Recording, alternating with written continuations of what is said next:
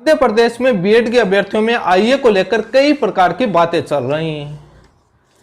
उनका एक message BEd के अभ्यर्थियों का वायरल हो रहा है कि आईए को वापस ले लिया जाए, कुछ कह रहे हैं कि आईए को वापस ना लें।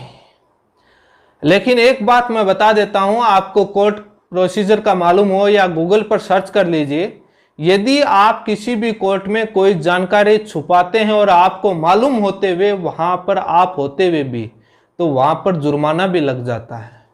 यदि ये जानकारी नहीं हो तो आप गूगल पर सर्च कर लीजिए, कोर्ट से तथ्य छुपाने पर कितना जुर्माना लगता है। राजस्थान के अंदर रीट 2021 भर्ती में एक कैंडिडेट ने जयपुर में याचिका लगा रखी थी, उसके बाद जोधपुर में भी जाकर याचिका लगा दी और उसने तथ्य छुपा लिया। जब सामने से गवर्नमेंट ने आकर के रिप्लाई दिया और उस कहा कि सर इसने जयपुर में याचिका लगा रखी है और यहाँ पर जोधपुर में लगाया और छुपा लिया इसने, तब कोर्ट ने 5,000 रुपये उस पिटिशनर पर जुर्माना लगा दिया था।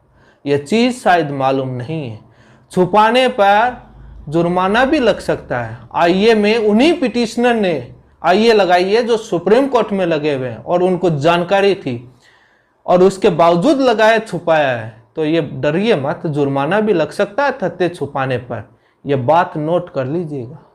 जुर्माना भी लग सकता है और लगता आया है। इतिहास उठाकर देख लीजिए, सुप्रीम कोर्ट और तमाम हाई कोर्टों में ऐसे केस सर्च कर लीजिए कि तथ्य छुपाने पर क्या हाई कोर्ट जुर्माना लगा सकता है, सुप्रीम कोर्ट जुर्माना लगा, तब तमाम केसों का उल्लेख आ जाएगा कि किन किन केसों में जुर्माना लगा है, कितना कितना रुपया लगा है। अब बचा ही नहीं रास्ता आईए वापस लेने पर। आईए वापस लेकर के भग जाते हैं तो जुर्माने वाले पर बच सकते हैं, वो एक रास्ता जरूर।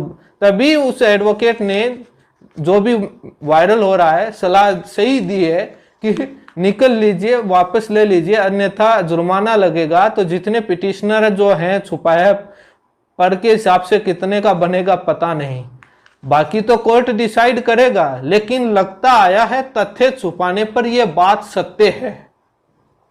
आप मेरी मत मानिए, आप सर्च कर लीजिए इंटरनेट पर, गूगल है आपके पास, पता लग जाएगा। और यह बात ऑर्डर पर मैंने मध्य प्रदेश हाईकोर्ट का दिखाया है कि उन्होंने तथ्य छुपाया है, इस आईए को बताया नहीं है, ये ऑर्डर में है, ऑर्डर में लिखा हुआ है। और कोर्ट ने पूछा भी है कि आपने क्यों नहीं बताया, क्यों दोबारा रिकॉल नहीं किया जाए, जवाब मांगा है। और उस दिन उनके वकील ने जवाब देने की कोशिश भी करी, लेकिन हाईकोर्ट उनके जवाब से उसे संतुष्ट नहीं हो पाई कि जो वो जवाब दे रहे थे कि हमारा इंटेंशन नहीं था, हमारा वहां पर गजट नोटिफिकेशन का था, यहाँ पर हमारा नौकरी बचाने को ले, इसलिए हमने छुपाया। ये इस बात से तो संतुष्ट नहीं हुई, तब और कोई जवाब बचता भी नहीं है, तभी तो वापस लेने वाला। और हो सकता है हमारी पूरी कोशिश रहेगी कि जुर्माना भी लगे, जुर्माने के लिए हम तैयार रहेंगे, क्योंकि इन्होंने जानबूझकर छुपाया है, क्योंकि वही पिटिशनर है, उन्हीं पिटिशनर को कैसे मालूम नहीं। और वकील पर कभी नहीं लगता, वकील को जो बताओगे वही लिखेगा, लगेगा पिटिशनर पर, उसकी हम पूरी, हमारे वकीलों को बोला जाएगा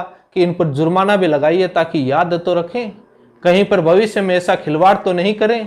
क्योंकि ये एक बहुत बड़ा तथ्य छुपाने का आता है, क्योंकि आप ये डिक्लेरेशन में देते हैं, घोषणा में देते हैं, चाहे हाई कोर्ट या सुप्रीम कोर्ट में जब भी केस लगता है तो वहां लिखा जाता है कि पूर्व में मेरे द्वारा कहीं पर याचिका नहीं लगाई हुई, ऐसा कोई भी प्रकरण में प्रावधान में मैं पेंडिंग नहीं है, वहां पर मेरी केस नहीं लगाया हुआ है, सिमिलर मैटर में ऐसे इश्यू को लेकर के ये चीजें लिखी जाती हैं और उस पर आपके साइन होते हैं, और उस पर किए हुए साइन, और उसके बावजूद आपके लगाई भी थी।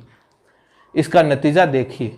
बाकी मध्य प्रदेश की 4 अक्टूबर को सुनवाई है, जो वो रिव्यू का बहाना निकाल रहे हैं उसका जवाब है रिव्यू वाला भी, और एनसीटी का पत्र भी आ गया है।